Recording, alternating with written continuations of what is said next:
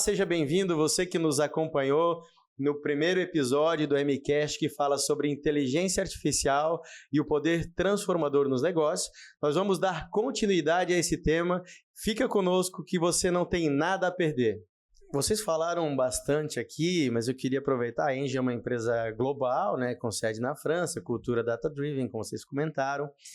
E vocês mencionaram algumas vezes aqui que a Emicom trabalhou junto com a Engie num projeto então, de IA generativa. Eu acredito que todo mundo está super curioso para saber que projeto foi esse, ou como é que isso aconteceu, qual foi, né, o cerne do negócio. Jorge, se tu tiver condições de comentar um pouco, até onde tu puderes falar um pouco sobre esse tema, eu acho que é bacana para exemplificar também na prática e mostrar um pouco dessa cultura da organização que você comentou também, né? O foco principal da Engie, né? Sim.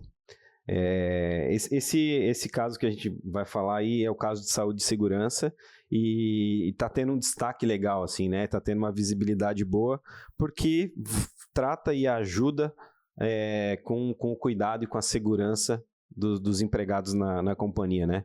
Então, quem teve a ideia foi a própria área de negócio, né? Então, a gente tem que falar que tem que colocar esses créditos. A gente trabalha dando suporte, né? Mas os grandes idealizadores aí é o pessoal do time, o pessoal lá de RH que teve a ideia, o pessoal que está desenvolvendo, né? E a gente fica trabalhando mais nesse suporte. Mas então veio uma dessas ideias de saúde e segurança que a gente começa a materializar casos de negócio, né? Então você pensa que a Engie é uma empresa de geração, transmissão e comercialização de energia. Comercialização de energia, o cara está ali no escritório, trabalhando, fazendo seu trading, e enquanto a geração e a transmissão, você vai ter uma pessoa subindo numa torre para puxar um fio, você vai ter alguém entrando num lugar confinado para fazer um trabalho. Então, existe muito trabalho de risco, né? E existem leis, existem normas de que todo esse trabalho de risco você tem que tomar todas as precauções necessárias. Não sou especialista na área aqui, né? Vou trazer bem alto nível, mas você tem que, antes de cada passo, de cada atividade, você tem que fazer algumas... Se assegurar que algumas normas estão sendo cumpridas. Estão sendo cumpridas, exatamente. E no dia a dia, ou sempre foi assim, a pessoa tem um papelzinho, né? A pessoa, vou lá subir para trocar a lâmpada do poste, vai. Tem um papelzinho, você está usando capacete, você está usando cinto de segurança, já... Né? Então, tem várias questões que faz a pessoa refletir toda essa questão de segurança e parar para pensar nisso. Então, isso é um modo operante de todo operador. Com o decorrer do tempo, as pessoas fazem aquele serviço há 30 anos. Já preencheu 150 vezes então, às vezes, o cara está lá no tique, né? É inerente do ser humano esse tipo de coisa. Né? Então, a pessoa, poxa, como que a gente faz a pessoa realmente parar realmente para pensar no risco, num risco de último minuto ou em alguma coisa. Então, essa é onde é que veio a ideia. Poxa, será que eu não consigo agilizar uma conversa humanizada com uma IA, que hoje a gente consegue fazer isso, para melhorar essa análise e deixar a pessoa mais consciente? Então, essa a ideia, a IA conversando e fazendo a reflexão correta sobre isso. Eu vou fazer um parênteses e trazer uma coisa muito, muito legal aqui, que eu fui explicar isso para minha filha de 11 anos. Eu fui explicar, olha que legal que a gente está fazendo. E ela falou assim, ô pai, e se em vez de falar, ele fizesse uma chamada de vídeo e a IA já visse o capacete e falava que o cara tá certo? Olha. Falei, pronto, deu uma ideia para nós, minha filha de 11 anos.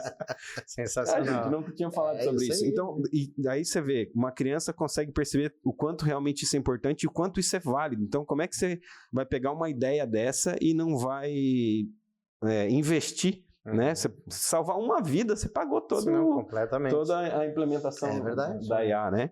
Então, o caso de uso é realmente esse. Eu vou deixar até o Ronaldo falar um pouco, que ele está evoluindo mais ali com a área de negócio, de como isso está evoluindo, né? Como isso está se materializando ou não, né? Sim, é interessante, né? Essa mitigação do risco, porque, como o Jorge falou, como aquele técnico, ele já fez aquilo muitas vezes, então existem os registros, a gente tem uma base de dados bem organizada. Mais uma vez os dados aqui protagonizando, né? Então existem os registros, então a IA, a gente consegue contextualizar exatamente aquela atividade que o técnico vai fazer. Então, por exemplo, se ele vai trocar uma lâmpada, né, Jorge, a 5 metros de altura, então ele já sabe que é uma atividade em altura, ele já sabe que tem uma ANR, o pessoal que é de saúde e segurança, né, são as normas, né, que tem que ser preenchida ali, legais, que tem uma ANR associada, então ele já consegue direcionar. Então, porque quando a gente tem um formulário, e as empresas têm um formulário ou um software, provavelmente vai ter que colocar todas as opções ali para a pessoa, né? E a pessoa vai escolhendo ali. E para fazer isso via programação, para customizar isso, é muito oneroso, porque está sempre mudando, né? Então é um nível muito alto de generalização. No caso da IA, ela já faz isso para nós. Então ela já sabe que a pessoa vai fazer um contexto, um trabalho em altura, então ele já tem esse contexto. Então ele já vai perguntar: você colocou a escada, né? A escada, você está com um capacete, você está com óculos. Existe risco de cair alguma coisa na pessoa que está passando lá embaixo? Ah, existe. Então não pode ser escada, tem que ser uma plataforma. A plataforma está forrada?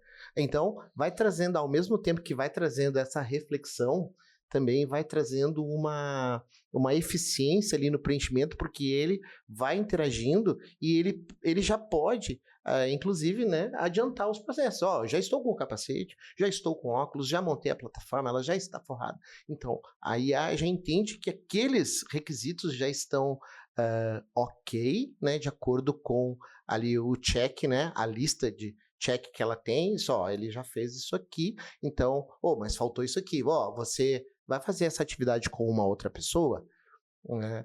Sim, essa pessoa está capacitada, então a IA vai interagindo e vai trazendo essa reflexão, né? E uma grande vantagem é que os dados da Engie são muito organizados. Então a gente conseguiu contextualizar ali para trazer a atividade, né? Focar na atividade que a pessoa vai realizar.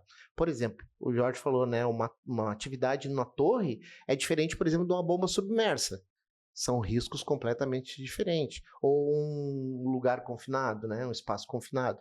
Ou um motor elétrico, que tem que desligar o motor, né?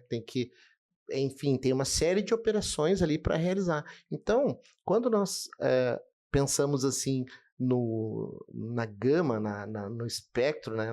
No conjunto de atividades que a Engie realiza, são muitas atividades, são muitos riscos envolvidos. Uhum. Então, qualquer formulário se torna gigante para poder prever todos os riscos. Mas a IA consegue. Ela consegue especificamente naquela atividade. Literalmente, a gente falando de inteligência, né?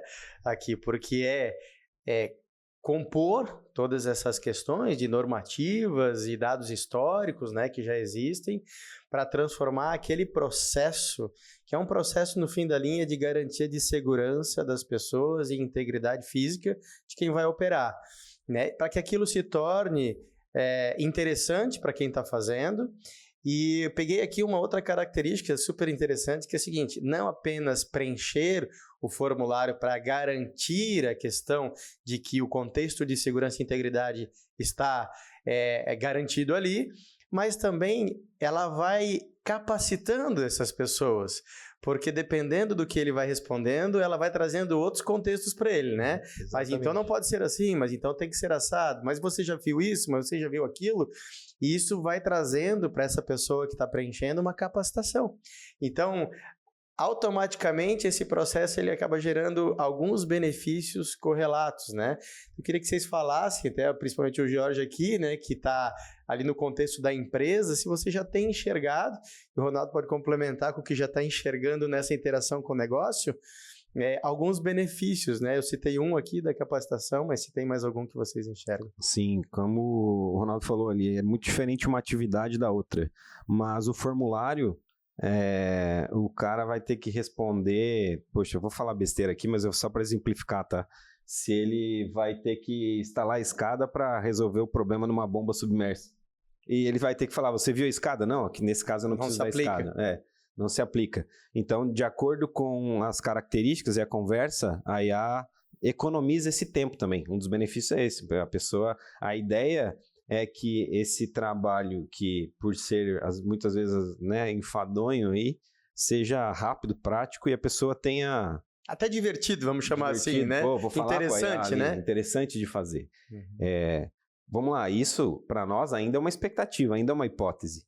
Porque quando estiver no campo, testado com muita gente, como isso vai acontecer também, né? Então, por isso que é muito importante a gente trabalhar em fases, pensando na fase lá, né? Então, vai chegar num ponto de que a gente vai começar a testar em mais larga escala e vai ter que trazer informação e ver, e aí, como é que isso reage ou não. Então, esse ponto da economia de tempo e uma questão de automação também, porque por legislação, isso tem que estar registrado, tem que estar armazenado em base histórica e tudo mais. Então, toda essa conversa também ela vai ser registrada e vai ser homologada por todas as partes responsáveis e já traz uma automação de registro, de validação.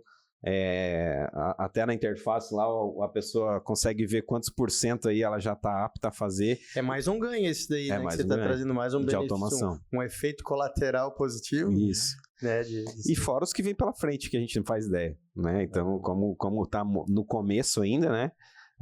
A gente imagina que isso pode... ganhar uma amplitude, né? Ganhar uma amplitude. Legal. E é legal também porque traz essa, digamos, essa educação, né? Porque o funcionário, ele pode fazer uma pergunta em algum momento. Por exemplo, né? a IA vai dizer, você já tem o talabarte de 3 pontas? Claro que os técnicos, eles estão habilitados, eles sabem o que é, mas a pessoa poderia perguntar, o que é um talabarte de 3 pontas? E ela explicaria. Entende? Exatamente o que é um talabarte. Eu acho que você devia explicar o que é um talabarte de 3 pontos, que eu também não sei. Aí nós vamos ter que perguntar lá para a inteligência, né? Nós vamos ter que perguntar, né? Mas interessante que também esse diálogo que é proveniente dessa interação, né, Jorge, ele também vai retroalimentar, trazendo mais dados, mais insumos para essa... vai treinando. Para essa base de conhecimento, né? E também algo que eu acho significativo é que essa reflexão que o funcionário faz ali, realmente acreditamos que vai trazer segurança para ele. Porque ele vai passar por aquele processo cognitivo de olhar, de ler, de interagir ali. Então, isso é sempre visando a proteção da vida, né? Então, esse é um ganho que às vezes a gente não consegue medir, talvez, aí, né? Esse vai ser difícil de calcular o ROI, né? Mas é fácil de responder, né? Quanto vale uma vida humana, né? Não, e você falando sobre isso, achei muito interessante, porque o que o Jorge trouxe, isso aqui está no nosso cerne do nosso negócio, né? É super importante. E também está no nosso propósito, né, Ronaldo, da nossa empresa aqui da MCOM, que é justamente conectar as pessoas à tecnologia para transformar vidas. É isso aqui. É isso. É disso que a gente está falando, né? Transformar e preservar a vida. Isso é IA na prática e ainda por cima poderia adicionar aqui cumprindo propósitos, né? Que é o que a gente tem visto. E aqui na MCOM, a gente, nessa linha de inteligência artificial, então a gente realmente mergulhou de cabeça, né? Não só a inteligência, mas a parte de data e analytics também, porque a gente já viu aqui que tem uma relação profunda e direta. E a gente tem feito bastante coisa, né? Fizemos aqui um exemplo aqui com a Engie na prática mesmo, e tem muitos caminhos onde a gente tem operado, então na parte industrial, quando a gente olha, até você mencionou um caso aqui que também serve para vocês, né? Que é uma análise preventiva de uma manutenção de um equipamento para que ele não venha parar de operar, né, repentinamente e por si só pare uma operação por completo. E aí nós estamos falando muitas vezes de milhões de dólares, né, em relação a isso. Então, estamos aplicando projetos nesse sentido também, nesse momento já, de fazer esse trabalho de análise preditiva. Né, você comentou na área da saúde, a gente tem atuado também, né, um projeto muito interessante, que olhando a área da saúde, assim como outras, ela tem muitos documentos também, né? Que são documentos importantes para que procedimentos sejam aprovados, validados. E a gente entende também que, e percebeu, né? O mercado percebeu que também existe fraude em relação a isso. Então, assim como na área financeira, né, em outras áreas também existem fraudes. Então, análise documental de um raio-x, de um documento, para que não ocorra, por exemplo, a fraude, que ele possa validar aquele documento. Olha, esse documento aqui já foi utilizado outra vez. Você está usando o mesmo documento para um procedimento pela 15ª vez, você está operando um coração, né, da mesma pessoa? Não tem como. Então, quer dizer, fazer uma análise, né, de interpretação dessa documentação. Poderia citar aqui N outros exemplos de que a gente está já trabalhando na prática, mas eu falei tudo isso porque, apesar de a gente estar falando aqui com uma certa naturalidade, e eu aqui no privilégio de ter 2 especialistas, né, para mim fica mais fácil. Mas eu queria que vocês falassem um pouco para a gente, né, para quem está nos ouvindo, quais são as competências aí que um time de tecnologia precisa ter para liderar iniciativas de IA. Porque a gente viu que o contexto é amplo, o assunto ele é especializado, né, e eu queria que vocês falassem um pouco disso, né, cada um. Ronaldo, começa aí, você que está mais próximo dos profissionais, aí eu falo um pouco da nossa realidade na Engie. Tá certo.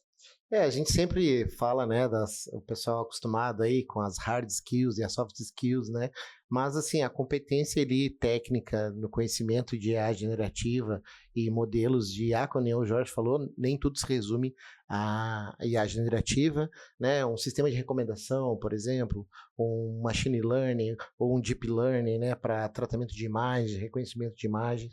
Então, é imprescindível o conhecimento, né, dessas especialidades. E também, soft skill tem que ter esse, digamos assim, esse perfil inovador, de investigativo, né? Investigativo. Tem muita coisa que ainda a gente precisa validar, né? Nós tivemos aí no nosso processo aí, para você ter ideia, a gente testou uma IA generativa que ela não teve um resultado muito bom, porque ela tinha todo o vocabulário dela em inglês. Quando nós testamos umas que já tinham vocabulário em português, ela processou melhor as perguntas que eram feitas em português, né? E aí a que tem o vocabulário em inglês processa melhor as perguntas que são feitas em inglês. Então, esse conhecimento, isso é algo que a gente vai validando, vai testando, então tem que ter essa resiliência de buscar resultado, de buscar objetivo, de ser investigativo, curioso.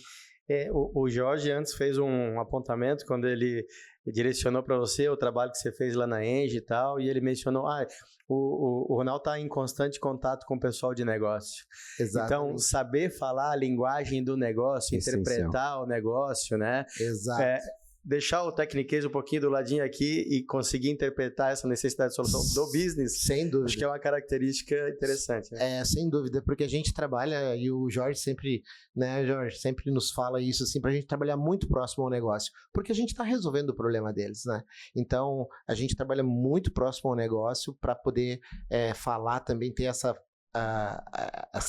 fluência com eles, escutar, poder validar, interagir e estar bem próximo.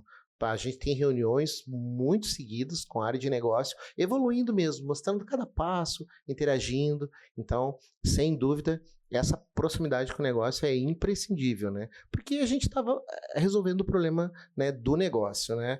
Esse é o objetivo principal. Exato. A técnica por si só, né? Ela tem essa utilidade quando está ali direcionada para atingir um objetivo de negócio, né? Já. E o que a gente percebe... E aí onde é que existe muitos papéis, principalmente, né, surgiram muitas profissões aí, né, muitos papéis, né, surgiu o engenheiro de dados, o analista de BI, surgiu o cientista de dados, e aí... Engenheiro de prompt tem agora? Engenheiro de prompt.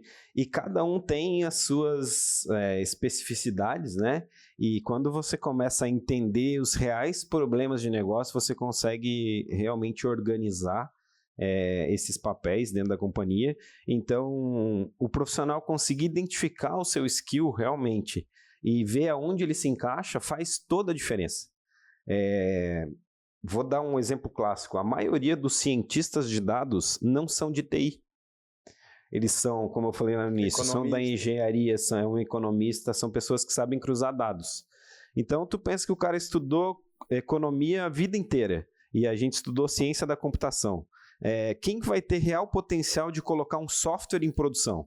é o cara da ciência da computação. Mas quem talvez vai ter ali o skill maior na análise estatística é o cara da economia. Então, você saber a tua praia, né? Saber aonde que você é melhor. Então, beleza, eu quero ser um cientista de dados, mas o cara estudou TI a vida inteira, ele vai ter que estudar quase meia vida inteira estatística e análise para trabalhar lá com a ciência de dados. Né? Então, é possível, claro que é possível, tem profissionais que vão para tudo isso, mas tem que ver se realmente é isso que o cara quer. Eu quero estudar estatística durante 4 anos para me virar um cientista de dados. Estou dando um exemplo esdrúxulo aqui, né? Mas para a pessoa conseguir identificar, não, eu gosto muito de codar e de deixar um código tunado para eu conseguir processar aquilo da forma mais rápida possível. Cara, então vai estudar engenharia de dados, que é aí onde é que o cara vai trabalhar com Big Data, o cara vai ter o desafio de processar eu tenho um problema que eu demoro um dia para processar e você vai conseguir processar em 10 minutos. Isso aí é o engenheiro de dados, é o papel dele de fazer isso. Então, conseguir identificar o papel certo e qual que é a tua praia, encurta muito os caminhos. Daí você foca naquele estudo e nos teus skills, então isso ajuda muito para o profissional, né, relacionado a isso. O ponto que você levantou do negócio é fundamental. É fundamental porque a gente está resolvendo o negócio. Então, se eu quiser mas isso foi a vida toda, né? O programador que só quer fazer código e não quer saber que negócio que ele está resolvendo, ele vai ser um programador mediano, né? Então, você saber o que você está fazendo e focar no que você quer entregar é o que faz a grande diferença no final das contas, né? Eu costumo brincar aqui que é o seguinte, né? Quando você se afasta dessa questão de negócio, você está muito fadado a produzir soluções fantásticas que não servem para nada. Não serve para nada. E uma coisa que eu queria, assim, acho que vale a pena dentro desse contexto, é também assim que hoje tem muito, né, muito buzzwords, né, George? Tem um hype muito grande, então o pessoal tem muitas siglas, muitos nomes, muitas coisas, muitas ferramentas. Mas é importante ter uma visão do especialista, porque a gente precisa, às vezes, pouco. Ou pelo menos é importante esses profissionais que nós estamos mencionando aqui, o que é necessário. Às vezes não precisa ter uma infra gigante ou até uma arquitetura complexa, né? Tem que ser específica para o problema e tem que ter essa visão desses profissionais que o Jorge mencionou ali, que nós mencionamos, eles vão poder dimensionar adequadamente, porque hoje tem assim um hype muito grande, então o pessoal já começa a empilhar, né, tecnologia, o stack tecnológico. Vamos botar isso que é muito bom, vamos botar Databricks, já vamos botar ali um Data Lake, já vamos... Precisa? Precisa? Será que precisa? Então, essa análise de um especialista, de alguém que tenha expertise, e essa visão de negócio é que vai dar o engajamento, ou digamos assim, a definição do stack tecnológico necessário para a resolução daquele problema. Puxando até a sardinha aqui do hype agora, que é IA generativa, né? Então tá todo mundo querendo resolver tudo com a IA generativa, e você falou alguns casos da IA generativa que tá em cima da análise de um laudo e tal. Então, a IA generativa ela também tem as classificações lá, análise de dados, mas vamos falar da LLM, que ela é uma solução para linguagem, né? Então, ela vai resolver questões que envolvem linguagem. Então, você falou análise de um texto, análise de um contrato jurídico, ou coisas que envolvem linguagem. Você falou do médico que está fazendo a cirurgia de coração. É você interpretar o texto, então é para isso que ela serve. Então, eu vou resolver, às vezes, uma análise preditiva com ela? Não, vou resolver. Só que você coloca no balaio da IA, e aí as coisas também... que é tudo a mesma coisa. Então, ter a real clareza do que cada ferramenta serve. Tem um termo que eu ouvi uma pessoa falar uma vez que eu achei fantástica, né? Para quem só conhece martelo, todo problema é prego, né? Então não adianta. Se eu só tenho uma ferramenta, eu posso ter um parafuso que eu vou dar uma martelada, entendeu? Tudo. E aí eu queria emendar a nossa última questão aqui, porque isso que vocês falaram aqui, e que a gente vem falando o tempo todo, né, de escolher o melhor case de negócio, a solução dedicada para o negócio, escolher a melhor ferramenta, testar com velocidade, rapidez. Isso tudo tem muito a ver com o retorno do investimento que as empresas estão empregando também nessas soluções, né? Toda empresa, claro, quer, de novo, vai buscar por produtividade, que é o que eu mencionei antes, efetividade nos negócios, diferencial competitivo, tudo isso, ok, mas ela quer, no fim da linha, o retorno desse investimento de alguma maneira, né? E eu queria que vocês compartilhassem conosco aqui, para quem está nos ouvindo, que tipo de métrica que talvez seja interessante, né, estabelecer quando vai partir para um projeto utilizando IA. E aí os exemplos podem ser bem abertos, né, para que o pessoal comece a imaginar do outro lado, eu vou fazer um business case, né, um caso de negócio, e que tipo de métrica eu vou tentar propor aqui como retorno? Então, a gente tem algumas métricas, né, as tradicionais, né, ligada a custo, ligada à eficiência operacional, né, aumentar a X percentual na eficiência operacional. No caso dessas questões de saúde, a gente tem vantagens que, digamos, resultados que são difíceis de medir, mas que é fácil de responder, né? Quanto vale uma vida humana, por exemplo. Difícil de medir, mas é fácil de responder, né? É um valor incalculável, né? Então, na aplicação, nós temos até clientes que têm nos procurado, porque para nós ajudarmos a justamente buscar um dimensionamento ou como obter o retorno para conseguir justificar juntos ao C-Level os projetos. Então, essas métricas podemos, né, falar aí relacionada a custo, relacionada a eficiência operacional, também a aumento da lucratividade, expansão de negócios. Então, nós temos aí várias métricas que até já são conhecidas que nos ajudam, né? Então, redução de incidentes. Lá na Engie a gente está trabalhando muito forte com isso há alguns anos já. Também já estamos colhendo benefícios de você usar. A gente até mudou o nome de retorno do investimento para valor para o negócio. Né? O que aquilo traz de valor para o negócio, né? O Business Value. Então, até já estamos há 3, 4 anos já testando métodos, e daí, como é que a gente faz na prática? Porque é muito abstrato, é difícil você calcular, não é fácil, é um desafio realmente muito grande. Mas a gente já conseguiu entender algumas técnicas que nos ajudam. A primeira é você conseguir visualizar que o retorno vai vir de 3 grandes pilares. Ou ele vai te trazer um aumento de receita em cima daquilo, né? Você vai entregar um produto e ele vai te trazer mais dinheiro de venda ou mais dinheiro para o teu negócio. Ou ele vai reduzir um custo. Então, ele vai reduzir o custo de uma pessoa de mão de obra. Operação. Um custo de operação. Ou você vai fazer alguma coisa mais rápido. Você vai automatizar um processo e aquele processo que durava um dia vai demorar menos tempo. Ou você precisa de menos gente. Ou você vai mitigar um risco.